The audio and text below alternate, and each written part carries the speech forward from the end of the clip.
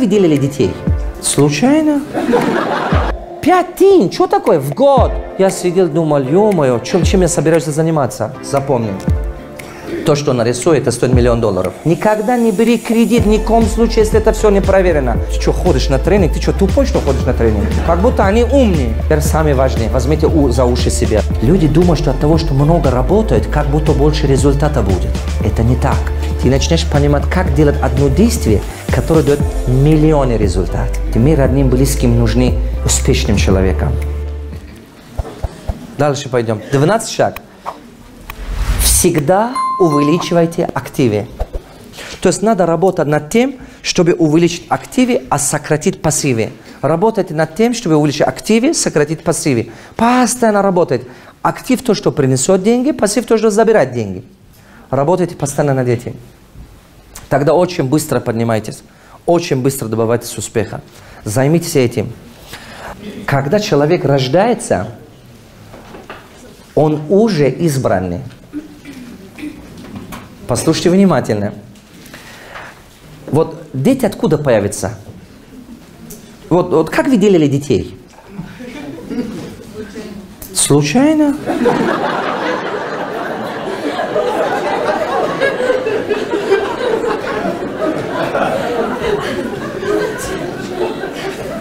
Каждый раз так получилось?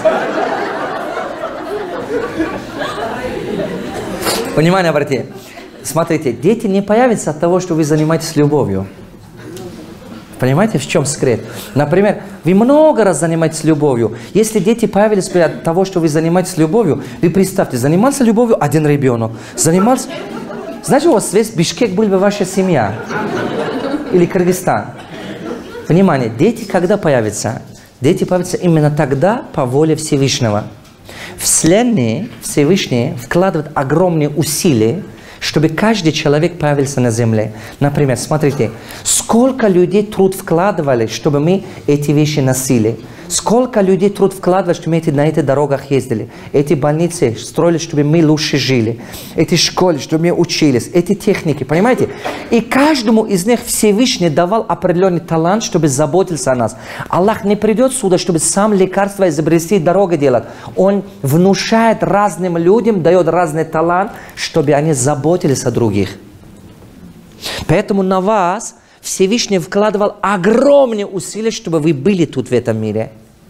И вам заложена определенная миссия. Но ваша миссия может быть всего лишь... Вы в одном... Вы смотрите, например, я пример привяжу, да?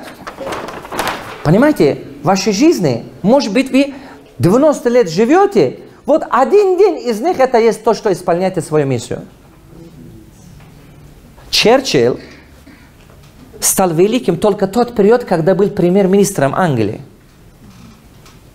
Так или не так? Монас. Именно тот период, когда он стал монасом. Понимаете, жизнь, если вы внимательно посмотрите, у каждого человека есть абсолютно определенный талант, который Богом дано. Но его найти в себе самое важное.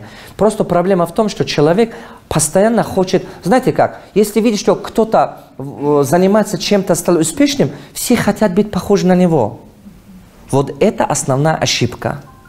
Я с самого начала сказал, если вы хотите найти свой талант, первое, что вы должны делать, делайте то, что у вас хорошо получается, лучше, чем другие. Делая это. Второй пункт, смотрите, если это вдохновляет вас, нравится, вы не устаете, значит, вот в этом Богом дано талант. Вы делая, мастерство оттачивается. Потратьте на это долгие лет жизни. Правую руку поднимем, повторим за мной. Человек, в конце концов, в итоге становится тем, на что потратит свое время. Бейте по одну точку. Наберите терпение и бейте. Старайтесь, и вы увидите. Если вы соблюдаете все то, что я сказал. Третий пункт что было? То, что больше всего доход принесет и меньше время займет. Значит, это есть Богом дано вам талант. Просто по него работайте. Может быть, в данный момент это не очень востребован. Или даже, может быть, в данный момент вы видите, что это много денег не принесет. Но дело в том, что если в данный момент много денег не принесет, значит, не хватает маркетинга. Вы найдете того, кто поможет вам рынок создавать. Я написал книги, мои книги никто не знал. Я сам создал для них рынок. Понимаете? Если вы разработаете какой-то чего-то достойный продукт, вы поняли, что он нужная вещь, он полезен. Вы обязаны о нем говорить. Я когда начинал книги писать, книги говорить, поставить, а что, люди сразу с удовольствием покупали их? Да нет. Вы знаете, когда я статистику убирал, у нас Киртак есть, да, Киртак, статистику. Европа-Плюс опубликовал статистику в 2011 году. Но я начал активно этот период, пытался свои книги распространять. И вдруг я поднимаю статистику Бишкека, я был в шоке. И тут статистика Киртак говорит, кыргызстанцы в год, на 300 человек одна книга покупают. И средний кыргызстанец в год тратит 5 тинь на книгу. Я думал, на туалет больше тратит в год, чем на книгу. 5 тинь, что такое в год? 5 тинь! Я сидел, думал, ё-моё, чем я собираюсь заниматься? Что я буду делать? Я пошел в раритет, я сказал, поставьте мои книги, хорошо продаются. Хозяин раритета сказал, вы давно свои книги ставите у нас? Я говорю, я добился, что вы ставите его хозяином. У него 4 магазина были. И я сказал, да, мы год назад поставили вам книги. Мою книгу поставили ему, им я и деньги, она была обложка такая, как, вот сказка же была, репка таскает все, там вся семья. Вот такая была на него обложка. Есть эта обложка у тебя? Вот такая репку таскает все. Вот это была первая обложка. И мягкий приплет, внутри полно ошибками, грамматических, море ошибок. Эта книга. Мы поставили его в раритете на продаже, я до сих пор помню. И печать делали 20 тысяч экземпляров. Куда девать их? Куда продать? Откуда, не знаю. Сели 1,5 года, стояли книги там. Мы им давали им всего лишь это 20 штук. Одну это упаковка давали. Через 1,5 года я прихожу туда. За 1,5 года 1 штука они продавали. Хозяин раритета сказал, Давлатов, извините, заберите свои книги. Я сказал, нет. Вы просто делайте, как я буду говорить, они продаются. Он говорит, как? Я знал, что какая ценность в этих книгах. Я сказал, просто люди не знают, поэтому не покупают. Вы заходите в магазин, покупаете тот чай, который вам знаете. Может быть, рядом вкусный чай, но вы не знаете, поэтому не купите.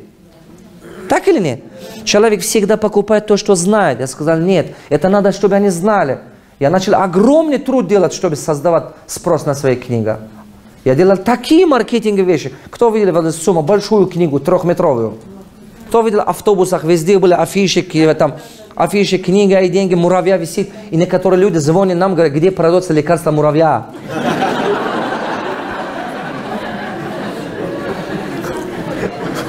Люди, оказывается, только что не думают. Вы знаете, это так. Вы найдите свой талант, создайте себе рынок сами. Это очень важно. Надо создавать себе рынок. Видите, это основатель KFC ходил со своей курицей везде. Так же? Ходили с одного ресторана другой, с одного другой, с одного другой. Вот это Шанель, с каким трудом она это все делала. Мы делали вот такие, видите, это что означает? Сантехник? Это кто? Это кто? Это строитель. Давайте следующий. Кто это?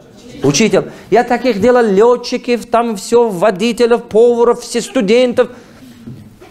То есть каждый человек видел себя. Потихонечку мы показали людям, читай эту книгу. Потом мы ходили по всех спортзалах, нашли всех, кто спортом занимается, все, кто в своем области что-то добился, да, это дзюдо или там всякое айкидо, всякие там эти. Видите, везде были у меня такие лозунги. Вы понимаете, эти лозунги, замечаете? То есть надо было заставить, чтобы человек не только кулаком старался, а мозги еще надо отточить. Так же? Вот так было везде, видите?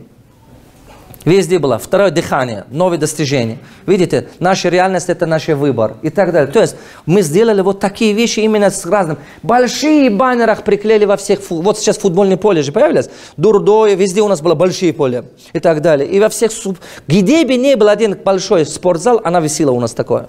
Мы искали людей, которые работают над собой. Мы искали таких людей, показывали им нашу услугу, показывали нашу продукцию. Надо было им говорить об этом. Я нанимал целую группу людей, которые по всех школах мы ходили. Я сам ходил, 54 вузы, техникумы, все, по всей Бишкек. 1,5 года ходил бесплатно, говорил, обучал бесплатно, благотворительно. А потом нанимал целую группу, почти 2 года или 3 года мы делали благотворительные. Школам, детским садикам, вузам, везде обучали, бесплатно. Я им плачу зарплату. Самое было трудное, что я сам в долгах еще, денег нет. Я им оплачу, говорю, идите, пожалуйста, обучайте людей. Я же не успеваю сам один везде. Идите, пожалуйста, обучайте людей. Вы знаете, кому из вас тяжело? Кому из вас трудно, проблемы есть и так далее? Есть такое? Пожалуйста, молитесь и займитесь благотворительностью. Быстро вы оттуда выходите. Кто понял? Быстро вылезите оттуда. Это сильно поможет вам. Вот так, дорогой, я думаю, что-то не вы поняли меня, да? Везде надо самому создавать свой рынок.